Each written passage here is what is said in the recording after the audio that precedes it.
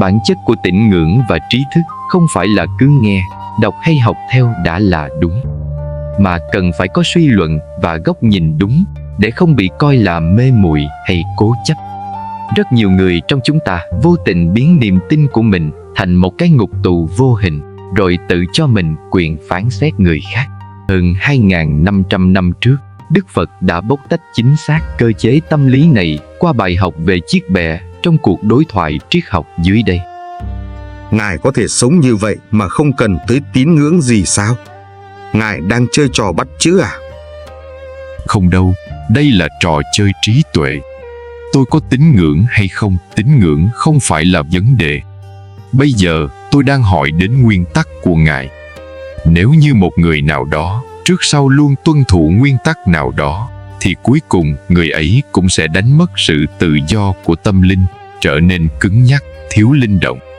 Còn nếu như mù quáng tuân theo những thành kiến ấy, cho rằng tín ngưỡng của mình mới là chân lý, rồi phủ nhận toàn bộ cái khác, lúc này sự tự do của tư duy hoàn toàn không hề tồn tại nữa.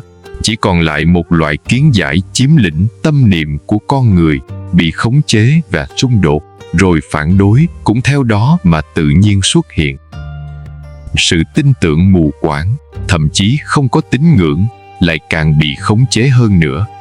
Tư duy là năng lượng vô cùng lớn, nó có thể hoàn toàn khống chế lấy bạn.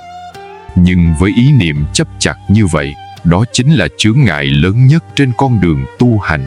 Nếu như bị nó trói chặt thì cánh cửa chân lý không bao giờ có thể mở ra được. Nếu mọi người làm theo lời Ngài dạy thì có còn bị trói buộc nữa hay không? Những gì ta giảng dạy đều bắt nguồn từ chứng nghiệm của bản thân. Con đường của ta dạy không phải là nguyên tắc, cũng không phải thánh điển triết lý, chỉ là sự cảm nhận thuần túy, và đó cũng là chân lý vô thường. Nhưng thưa Ngài, nếu như có người xem con đường của Ngài là nguyên tắc thì sao? Con đường của ta lại dành cho sự thực hành, không phải để dựa dẫm sùng bái, hoặc là bản thân không thực hành một cách thực tiễn. Tất cả những tri thức của ta giống như một chiếc bè vậy. Chiếc bè đó có thể dùng để qua sông, nhưng sau khi chúng ta đã dùng chiếc bè qua được sông rồi, thì liệu chúng ta có cần đội nó trên đầu để mang theo chiếc bè đó hay không? Sự cứng nhắc làm mất tự do tâm linh. Một người luôn tuân thủ nguyên tắc cố định sẽ trở nên cứng nhắc, thiếu linh động và tự làm mất đi sự tự do của tâm trí.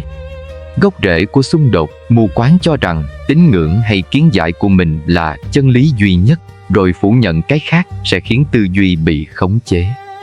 Từ đó, mâu thuẫn, phản đối và xung đột tự nhiên xuất hiện. Chướng ngại lớn nhất của chân lý là ý niệm chấp chặt và sự tin tưởng mù quáng, là rào cản lớn nhất trên con đường tu tập.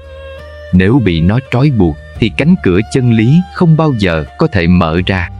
Bản chất thực sự của tri thức chỉ đóng vai trò là một chiếc bè dùng để qua sông, tuyệt đối không phải là thứ để vác theo hay đội lên đầu sau khi đã sang bờ. Ta lên tự mình thực hành thực tiễn, không dựa dẫm, sùng bái hay tin tưởng một cách thụ động.